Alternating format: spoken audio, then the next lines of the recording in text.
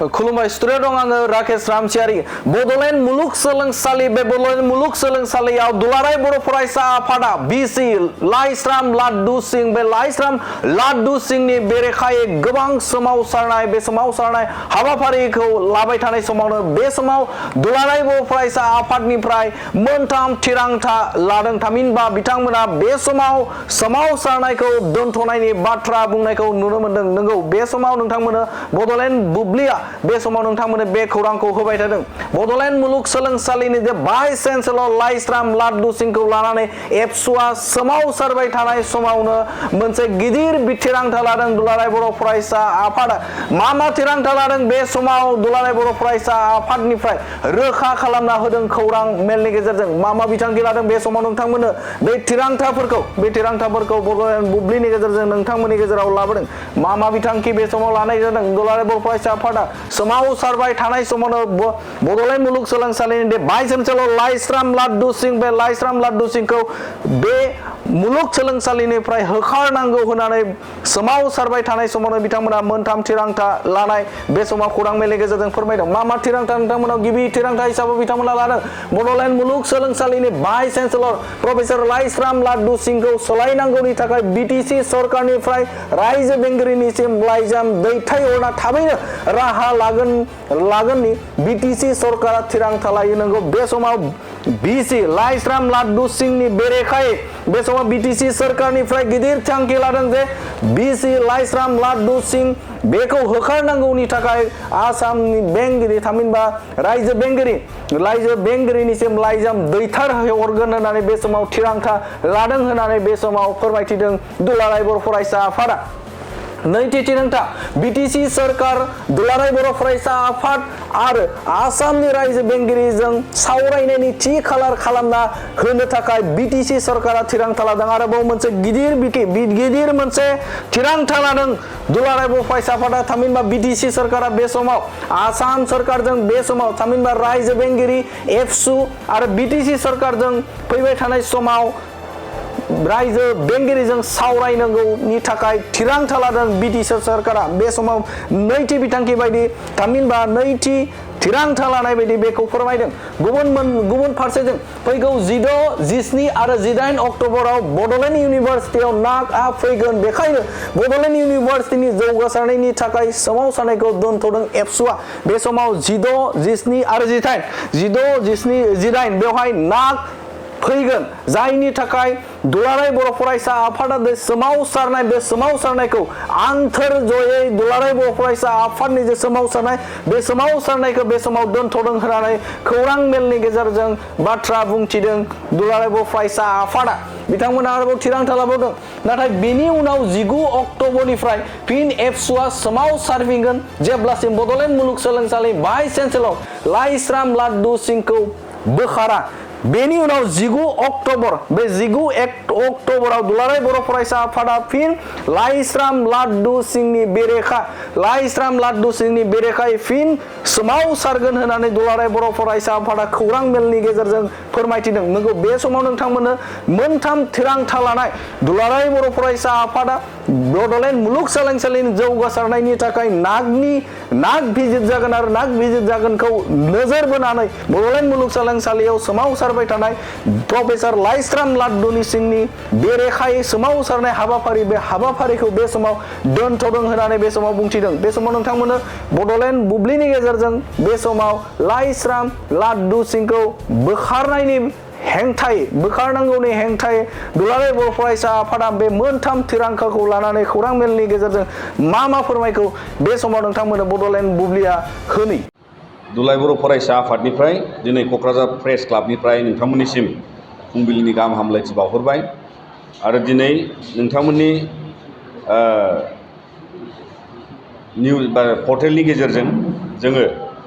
जोंनि जि सोलिबाय थानाय बड'लेण्ड मुलुगसोलोंसालियाव आन्दलन जाबाय थानायनि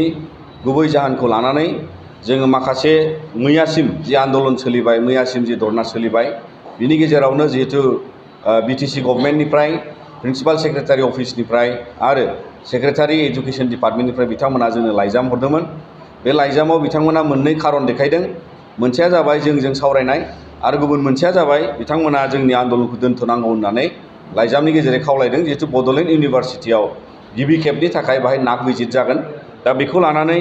मैया बेलासियाव जों सावरायबाय आरो नोंथांमोना बयबो मिथिगौ जे जोंनि दाबिया जे प्रफेसर लाइस्राम लादु सिं जाय बिथाङा भाइस चेन्सेलर बड'लेण्ड इउनिभारसिटिनि बिथांखौ बिनिफ्राय बोखारनांगौ, मानोना बिथाङा दाबो दायनिगिरि आरो जाय केसआव आसामनि director of vigilance and anti कारापसननि जि केस नाम्बाराव बिथाङा 01/2022 बे केसआव दङ आरो लोगोसे आइपिसिनि जेरै सेक्सन 120, 120, 420 आरो 409 बेवहाय बिथाङा माने एक्युज जानानै दङ। दा बिनिखायनो दिनै बेखिनि दाय थासेयावबो बिथाङा नाथाय हाइकर्टनिफ्राय एन्टिसिपेटरि बा प्रि एरेस्ट बेल लानानै दङ। दा बेखौ जोङो दा बेबादि सासे दायनिगिरि बिसि जानायखाय इउनिभारसिटिनिफ्राय बोखारनांगौआ बे जोंनि दाबि आरो बे दाबिया दंगासिनो दङ। दा बेखौ लानानै सावरायनायावनो मैया जोङो मोनथाम मोनसे माने सावरायनायनि मिलायनायाव जोङो बेखौ मोनसे थिरांथा लादों। गिबि मोनसेया जाबाय जे बिटिसि गभर्नमेन्टनिफ्राय प्रिन्सिपाल सेक्रेटारि आरो बिथांनि अफिसनिफ्राय गभर्नर सेक्रेटारियेटसिम बिथांमोना दैथायहरगोन, खौरां दैथायहरगोन, लाइजाम दैथायहरगोन अफिसियेलि जे जोंनि दाबिखौ लानानै जाहाथे गभर्नरा बिनि सायावहाय कुइक एक्सन लायो आरो बेखौ आसा खालायनानै जोङो बे मोनसे पइन्टआव बिथांमोननि लिरजानायखौ जोङो लिरनांगौ होननानै बिथांमोनखौ बाहाय खावलायनायाव बिथांमोना एग्रि जायो। गुबुन मोनसेया जाबाय जे जोंनि जे बिटिसि सरकार आरो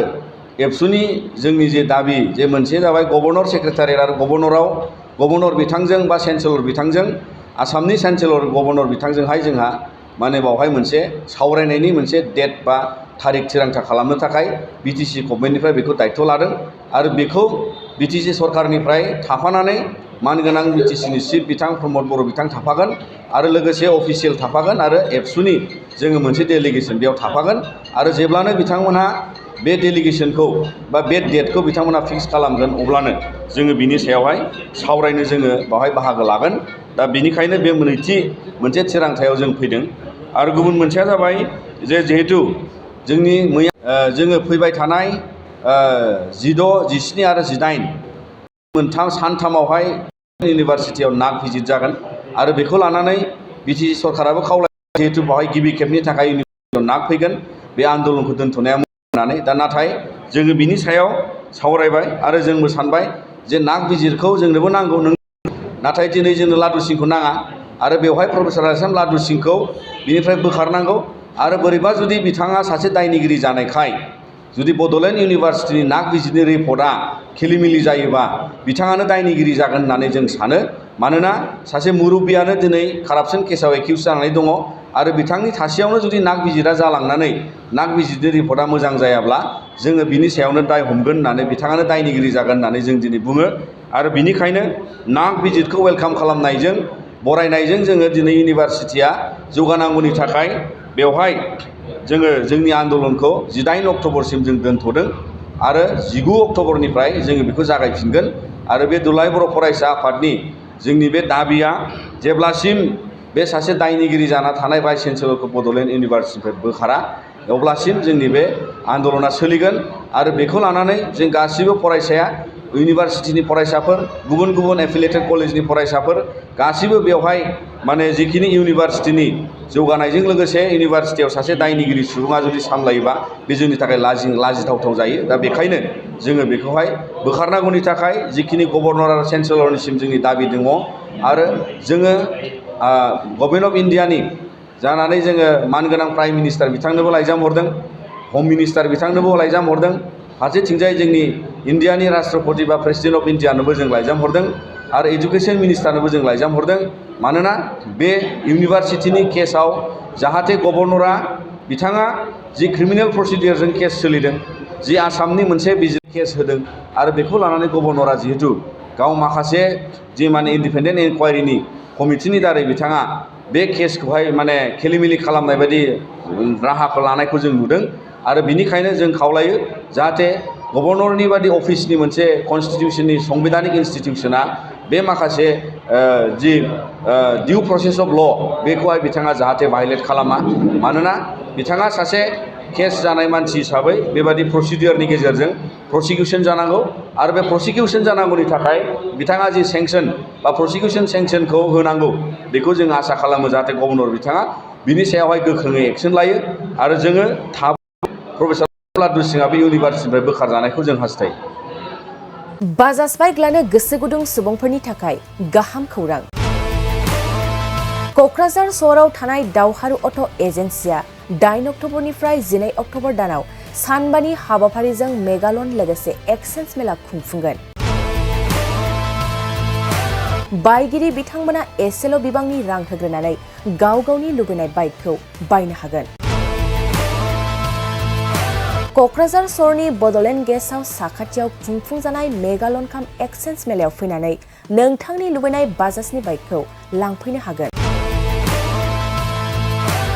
दावहारु अट' एजेन्सिया बायगिरि बिथांमोननो आरसि इन्सुरेन्स लाफानानै 7,999 रां बेसेनावनो ल'येस्ट डाउन पेमेन्ट होनानै बाइक लानो हागोन आरो 1,000 रां होग्रोनानै गोसोबादि बाइकखौ आवग्रिना दोननो हागोन।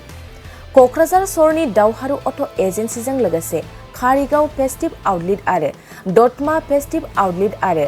बडगाव फेस्टिभ ब्रान्च श'रुमावबो खुंफुंजानाय मेगालन काम एक्सचेन्ज मेलायाव फैनानै नोंथांनि लुबैनाय बाजाजनि बाइकखौ लांफैनो हागोन। बाजाजनि बाइक सालायनो मोजां मोनग्रा रायजो राजाफोरनो क'क्राझारनि दावहारु अट' एजेन्सि श'रुमा लोगोसे मोजां अफारफोरबो लाबोदों। 5 लिटार पेट्रल फ्री, गंनै हेलमेट फ्री, बाइक बायगिरिफोरनो फ्री एसवेर गिफ्ट हरनाय जागोन आरो मेगालन काम एक्सचेन्ज मेलायाव बाइक बायगिरिफोरनो 1 बोसोरनि थाखाय 12 खेब फ्री वाशिं होनाय जागोन। आबुङै मिथिबावनो थाखाय 6000399187 8822 018193 जानबुं नाम्बाराव खौरां लाहरनो हागोन।